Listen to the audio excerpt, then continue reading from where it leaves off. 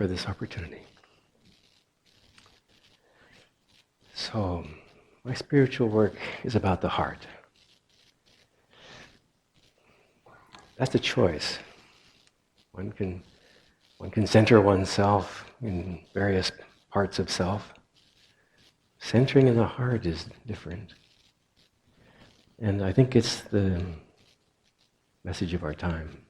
I feel it very much in the way you teach and preach. Thank you.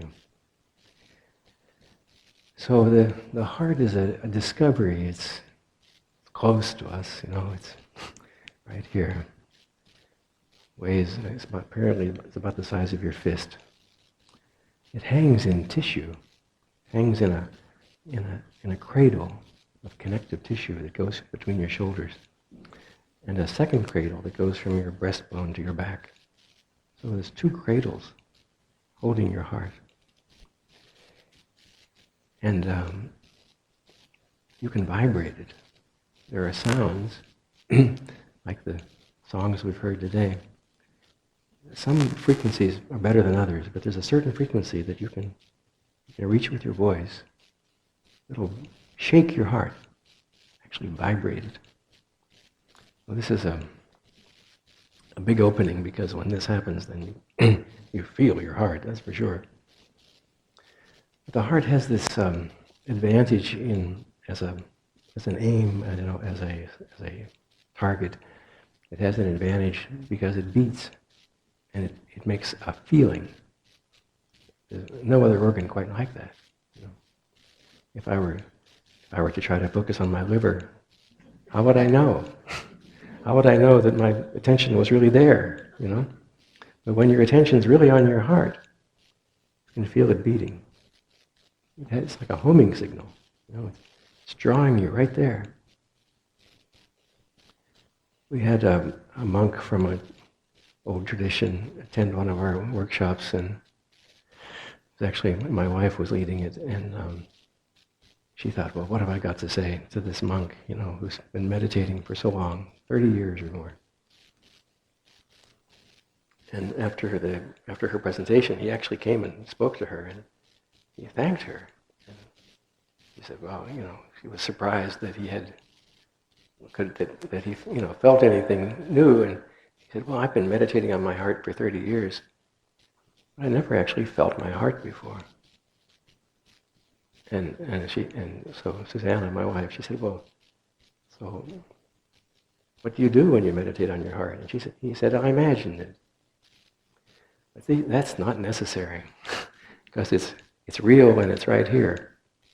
So the nice thing about using your heart as your as your spiritual model is that it's with you and it's accessible, and when you feel it. It changes your emotions. I want to share with you one of the great, powerful interventions that you can make to bring your consciousness of the heart. It's so powerful. It changes you. It changes the way you think. It changes the way you speak. So here it is. Ready? That's it. You just have to put your hand on your heart. I was doing some management consulting with a group, and I didn't know them, and I was asked to speak to them, and so I asked them all to pair up and tell each other what you do.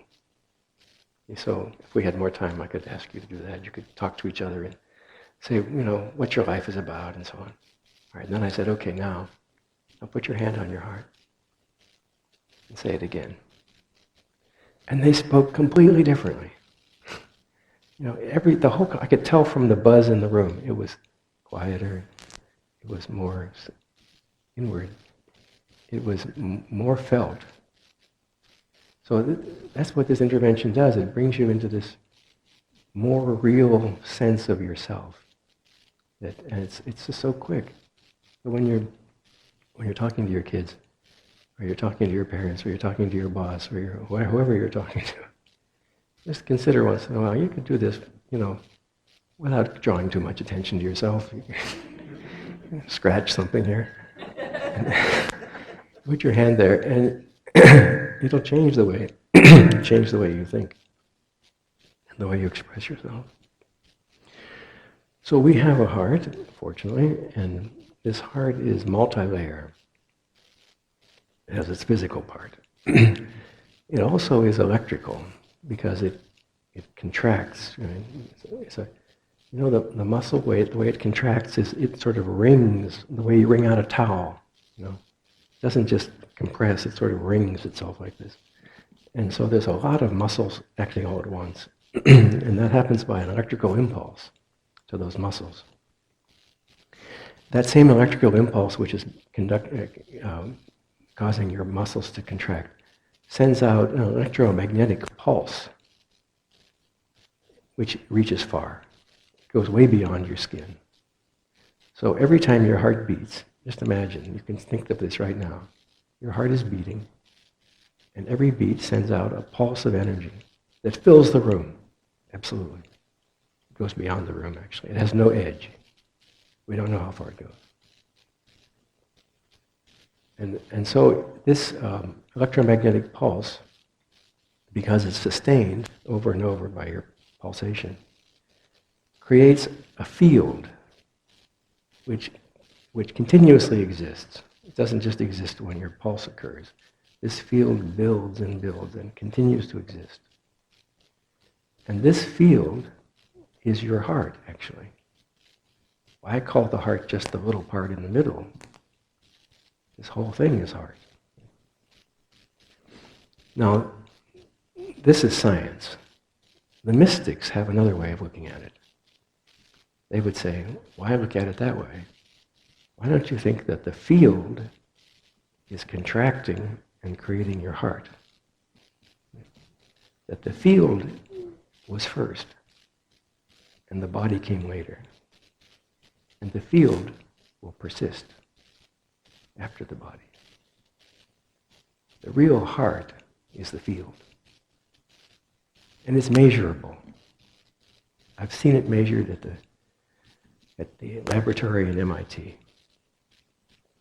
It's big. As I say, it's easily filling the room, every one of you. So if you think of yourself as the field, you don't have a boundary. Does that sound scary? Like, we like boundaries, right? Because then it separates me from you, and well, you can have your problems, but fortunately I don't have those. I have my own. That's not real. We're actually in each other's hearts, because the field is the heart. And our fields are all filling the room. We are in each other's hearts. That means that we are entangled, to use a term from science. We're entangled, hopelessly entangled. There's no way out. We can't unentangle. We affect each other deeply. Now we know from more of the science of meditation that different emotional states that you can reach, peace or joy or grief or aha, discovery, many different states. Each one of these states has a different electromagnetic signature. So the field that your heart is broadcasting is different for each emotion. And that's part of how we affect each other. So when you feel happy and joyous, your heart is beating in a certain rhythm, which is different, a different rhythm than when you feel peaceful or sad. So and this feeling that you have inside yourself is being reproduced in the field, and it's being picked up by everybody else's heart, because your heart's field affects primarily the hearts of other people. This is an important thing to think about when you're talking, because you can talk from your mind, but what you say from your mind reaches the minds of other people. You can talk from your heart. And what you say from your heart reaches the hearts of other people. To talk from your heart is, you have to be exposed. You have to realize that you're already part of each other. And so you're not talking to, you're entangled, and the people around you are affecting you as much as you're affecting them. Okay, so we have a heart, and we have a field, which is enormous. And in that field we have each other. And the field can be kind of steered. Like it's not just physically in your proximity. The field extends especially where you send it. And as far as we can tell, it extends without attenuation. It doesn't get weaker over distance. Well, that doesn't make any sense because if you've studied physics, you know electromagnetic waves, like light, diminish by the square of the distance. But there's another kind of electromagnetic wave called a scalar wave. This is a relatively new thing in science. And these scalar waves travel at the speed of light also, but they don't diminish. This is a recent understanding and discovery. The heart's wave is like a scalar wave. The point is that you can think of someone who's not present, and your wave is directed by your thought, and it reaches that person wherever they are. Wherever they are. This accounts for why you might all of a sudden get a signal in yourself that somebody's in trouble. Or, it's been well documented that dogs know when their owner died in a battle. There's lots of cases where animals pick this up. But so do we. We're connected, and we're especially connected to those that you feel, love. Love is what connects us. Big surprise. We're connected by love. All right, so then there's another part of heart, which is that it's not just individual. There's a heart of a community. And there's a heart here, which is you all contribute to, but you could think of it as a thing of itself, like it's a heart of its own. Your community has a heart of its own. And your relationships have a heart of their own. Even just your two people or a family, it has a heart. Now, this is a way of thinking, but it's very helpful and it's real. And it tells us that these hearts need nurturing. There's a being there, and that being has a heart. The unity of Des Moines is a being that has a heart, and your attention to it, your care for it, your engagement with it creates it and nurtures it and feeds it and strengthens it. And then you benefit by being connected to it. So the language of our time is helpful here. There's a computer term called uploading and downloading. Upload to the cloud, download. Well, that's what you do. You upload to the heart of your community, and you affect it, and you build it, and you strengthen it, you enrich it, and then you download from that heart, and you gain what it's learned. The heart of the community is learning, not just your heart, in developing. So here's an example from scientist Rupert Sheldrake, a great guy. I've had some correspondence with him recently. I love his work. He was trying to demonstrate this collective heart. So he said, the New York Times has a crossword puzzle on Sunday morning.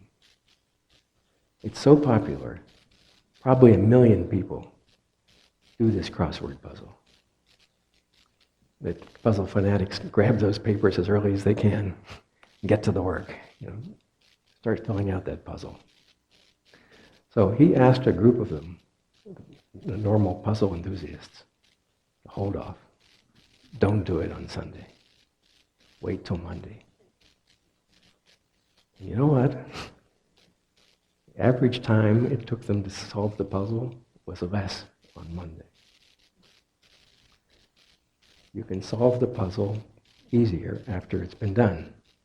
Everybody that solved it on Sunday contributed and uploaded the answers. And on Monday, you can download it. Well, this is a factual experiment, right? This actually happens. And this is actually happening all the time. What you're learning, what you're experiencing in yourself, in your heart, is contributing to the total understanding of humanity, actually. So not only do you have a heart, and the community has a heart, the nation has a heart, humanity has a heart. And beyond that, there is the heart of life. We call it the universal heart. It's the heart of which every other heart is an aspect, not a piece, but a reflection. That's an important distinction. It's not like you're a piece of something. You're the whole thing reflected. So if we have a mirror and we reflect the light of the sun, does some of that light not come through the mirror? See? Everything's there. The whole light is reflected. And so this, your heart, this is a mystical view, right? Not science anymore. Mystical now. Your heart reflects the entire experience of the universal heart. That's why you feel what you feel. Because the feelings you have are the feelings that are being experienced everywhere. The universal heart has all the feelings of every human, every animal, every plant, all those emotional experiences are in the heart of the one. And so, when you take this as an idea for a spiritual work, what it means is that what you seek, everything that you seek, you can find in the heart. In your heart and in everyone else's heart. Everyone's heart. The divinity that we seek is present in our hearts already. It means you don't have to become anything. You don't have to improve anything. It's already there.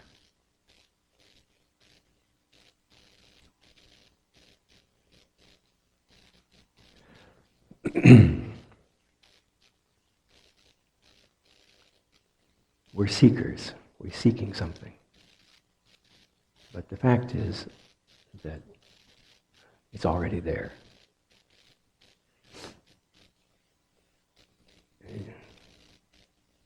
Jesus said to his disciples, you think you've chosen me? Because they found him in various along the way, but he said it's not the case. I chose you.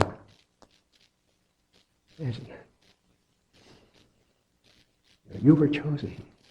You're chosen to be here. You're chosen to be on your path. You're chosen to wake up. You're chosen to realize that you have something to do in your life. You have a purpose. So instead of trying to improve yourself and work on yourself and self-develop and really, and this is a funny thing for me to say because I'm leading a school of self-development. The only work to do is to just realize you have a purpose, you have something to do, and that drives you, that develops you, that opens you up. I'd like to share a song with you. This is a song which we sing in our school at something we call initiation. So yeah, the words are coming.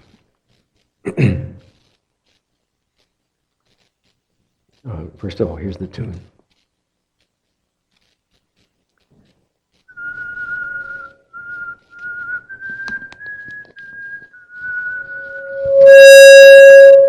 Sorry, I have to take this off.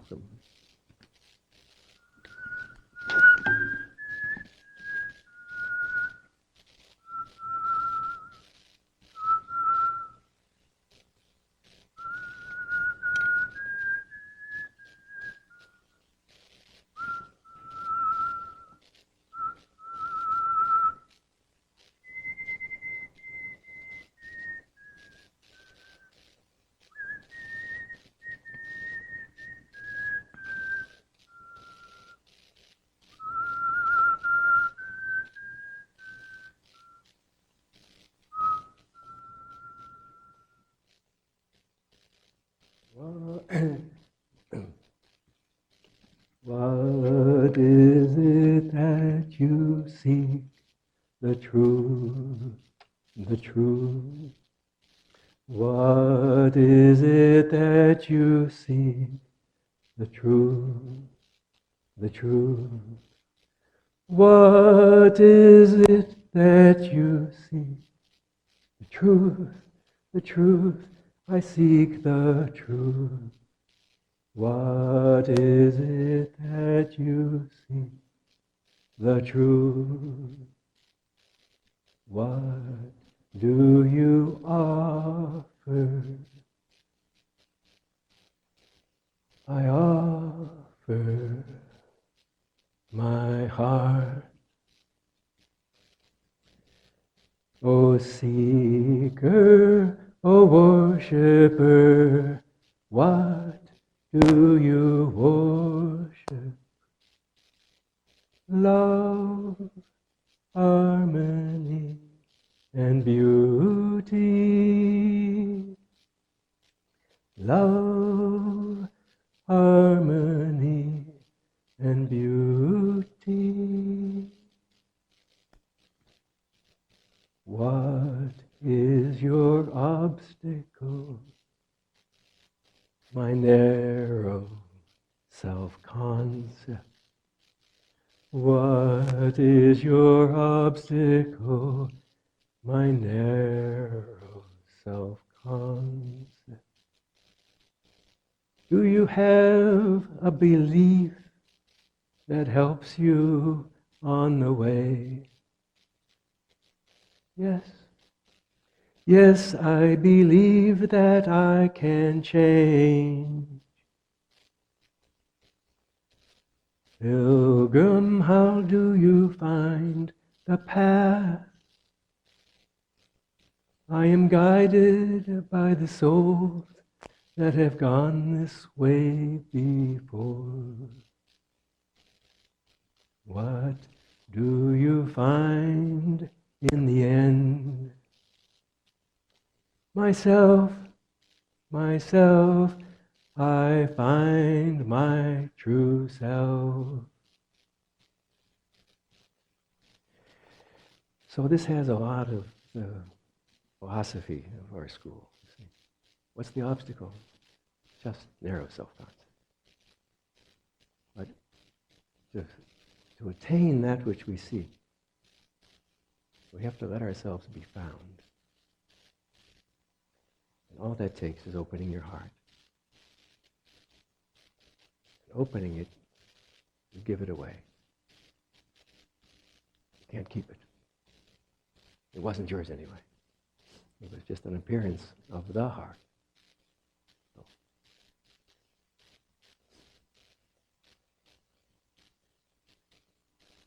And this belief, what is the belief system necessary to reach God? Just that you can change. Because where you're going to find this experience of oneness is in your heart. People say to me sometimes that I want to join your school because I want to find God. I want to know God. I want to experience God. And I say, are you willing to experience the emotion of God? Because that's where it's at. What is the emotion of God? It's not just bliss. It's everything you've ever felt. Intensified. How can you handle the grief of the world?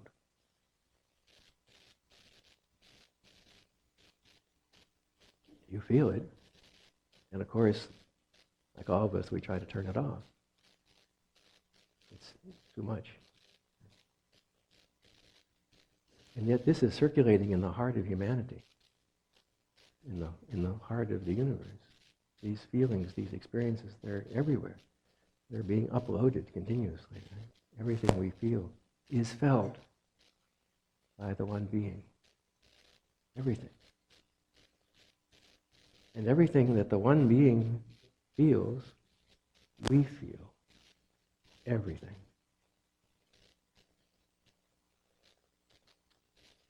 That's the reality of the microcosm and the macrocosm. What's in the entirety is felt in every aspect of itself. So you'd like to just be happy. But, well, it doesn't work like that. All you can say is, turn on my heart or turn off my heart. When the heart's on, it feels everything. When it's off, it feels nothing. Which would you rather have? You want to have a heart or a stone? That's all. But when you open up, you can handle it. You can handle the grief of the world because it's mixed with the joy and the breakthroughs and the awakening of the world. And the total package is accessible and beautiful. When you have grief alone, it's terrible. It's a horrible feeling. And when you have joy alone, it's exhilarating, but it feels like something's missing. And so our work with this worship of the heart is to try to feel what the universal heart feels. It's everything. And that means you can't deny any part of your experience. You can't dissociate. Cut it off. Pretend it doesn't exist. Ignore it. Deny it. Repress it. Let it all in. You can handle it. You can handle it if you open up to the whole thing. That's the truth. That's the message of all the mystics. If you really open up, you can do it. But if you just want part of it, it's going to be really tough. Don't do that. Feel everything. So when you're with each other, expose yourself. I want to feel the whole thing of you. I want all of you. Don't just give me the part you're happy with, because that's not whole. I want the whole thing. And I'll take the part that you don't like too. That's okay, because I know that in the package, if I take the whole package, it's beautiful. I have this experience every day. We have a meditation where we actually consciously take in another person. And we can do it because it goes through the heart. One more song. This is a blessing. Yes, let's have a guitar. Thank you so much. You're really good at the guitar. These are the words.